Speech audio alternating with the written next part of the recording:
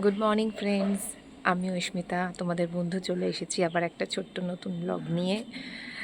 খুব সকাল সকাল আজকে উঠে পড়েছি। খুব সকাল না হলেও তবুও আসলে আমার কাছে একটু সকালই, তার কারণ হচ্ছে আমার মেয়ে খুব রাত অবধি জেগে থাকে, সেই জন্য আমার উঠতে একটু দেরি হয়ে যায়। তা সেই জন্য আজকে আমি আজকে একটু বেরোবো বলে আজকে খুব তাড়াতাড়ি উঠে পড়েছি, 8টা নাগাদ উঠে পড়েছি।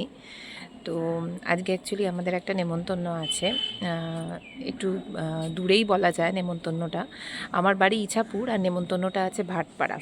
তো তাই সেখানে যেতে একটু সময় লাগবে বলে একটু তাড়াতাড়ি উঠে পড়েছি। কিচ্ছু না, একটা শ্রাদ্ধ বাড়ির নেমন্তন্ন রয়েছে, তো সেইখানেই যাব বলে তাড়াতাড়ি উঠে পড়েছি। এখন সমস্ত কাজ সেরে মেয়েকে রেডি করে তাড়াতাড়ি আমাদের যেতে, চটপট কাজগুলো সেরে নিচ্ছি। তাই সকাল সকাল চলে এসেছি ছাদে। তো এখানে আমার একটা প্রথমে সকালবেলা ঘুম থেকে উঠেই আমি একটা কাজ করি, সেটা হচ্ছে যে আমি এটা একটা আচারের তেল, তো এটা আমার মা তৈরি করে দিয়েছে। আমি খুব ভালোবাসি এই আচারের তেলটা খেতে, যে কোনো কিছুর সাথে, মুড়ির সাথে, ভাতের সাথে। তো সেটাকে ফার্স্টেই আমি একটু রোদে দিয়ে দিলাম। রোজই আমি করি এটা, রোদে দিয়ে দিই। তার কারণ হচ্ছে যে এটা রোদ দিলে একটু ভালো টেস্টটা হবে। সেই জন্য আমি সকালবেলা উঠে, আর আজকেও দেখলাম বেশ আকাশটা একটু পরিষ্কার হয়েছে, বেশ চারিদিকটা একটু রোদ উঠেছে, ভালোভাবে রোদ উঠেছে। তাই সকালবেলা এসেই আমি তেলটা আগে রোদে দিয়ে দিলাম। বন্ধুরা দেখো, এটা আমার ছাদের সুন্দর বাগান। এখানে কত ধরনের ফুল আছে তোমাদের আমি একটু দেখাই। এটা একটা এমনি বাহারি গাছ বলতে পারো। এখানে দেখো এই ফুলগুলো হয়, খুব সুন্দর এই ফুলগুলো। এটা কৃষ্ণচূড়া হয়েছে। এটাও দেখছো এই যে লাল ফুলটা হয়েছে, সেরকমই একটা গোলাপি রঙের ফুলের গাছ এটা। এইদিকে দেখো, এইদিকে আছে জবা গাছ, কি সুন্দর দেখো। এই জবাটা আমার খুব পছন্দের জবা। এই জবাটা একটা এই কালারের একটা জবা গাছ আছে, একটা এই আছে লাল জবা গাছ আছে। এখানে এই গাছটাতে দুটো জবা ফুল হয়েছে, দেখো এই একটা জবা ফুল হয়েছে, আর এইখানে আর একটা জবা ফুল হয়েছে, দেখেছো? এই গাছে আরও দুটো কুঁড়ি আছে, আরও 2-1 দিনের মধ্যেই হবে। এই জবা ফুলটা আমার খুব ভালো লাগে, এত বড় হয়, খুব ভালো লাগে আমার ঠাকুরকে দিতে এই জবা ফুলটা। এখানে আছে নয়নতারা ফুল। এটা দেখো একটা লেবু গাছ, কিন্তু এখানে এখন আপাতত কোনো লেবু হয়নি। এখানে খুব লেবু হয়, এটা গন্ধরাজের লেবু গাছ। এখানে টগর আছে। এখানে আরও একটা ওই বাহারি ফুলের গাছ রয়েছে। এগুলো দেখো বেল গাছ, বেল গাছগুলোতে ফুল হয়, কিন্তু এখন তো বেলের সিজন নয়, তাই এখন ফুল হচ্ছে না। এখানে প্রচুর নয়নতারা হয়েছে। নয়নতারা এমন একটা ফুল, দেখো গায়ে পাঁচিলের, ছাদের পাঁচিলের গা দিয়েও হয়ে গেছে। এই যে দেখো কত নয়নতারা হয়েছে। আর এই নয়নতারা গাছের মধ্যে দিয়েই বেরিয়েছে আমার অপরাজিতা ফুলের গাছগুলো। এখানে দেখো ছোট্ট ছোট্ট অপরাজিতা হয়ে আছে ভেতরে। এখানে হয়েছে, এইখানে রয়েছে আমার একটা সাদা জবার গাছ।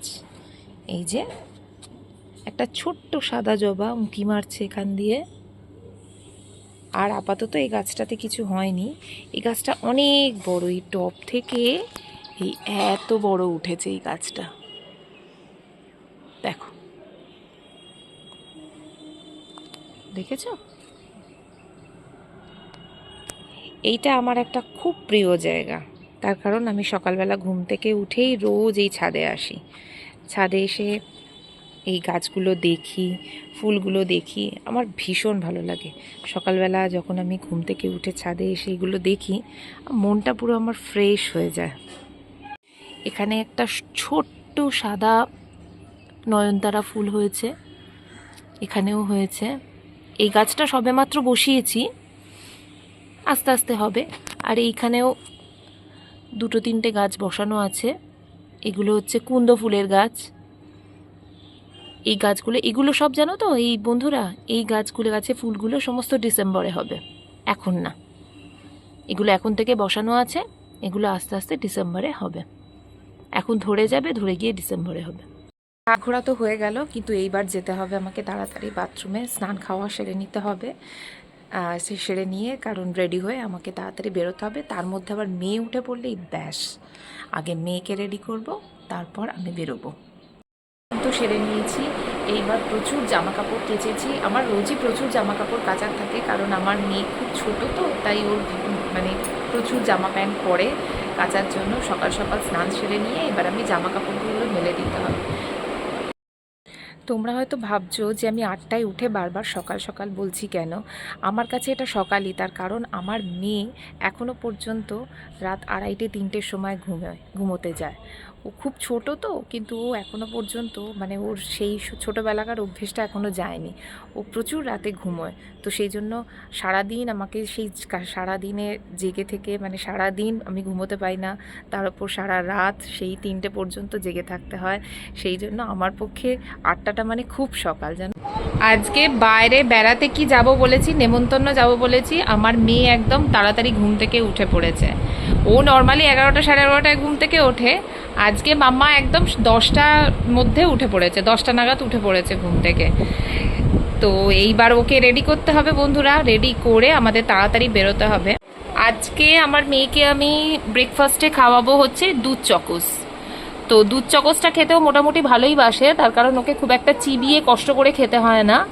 সেই জন্য খালি বলবে দুধ চকোস দাও মাম্মা, চকোস দাও চকোস দাও। আর চকোসের যেহেতু টেস্টটা একটু কোকো কোকো ক্যাডবেরির মতো, তো সেই জন্য এটা খেতেও খুব ভালোই বাসে।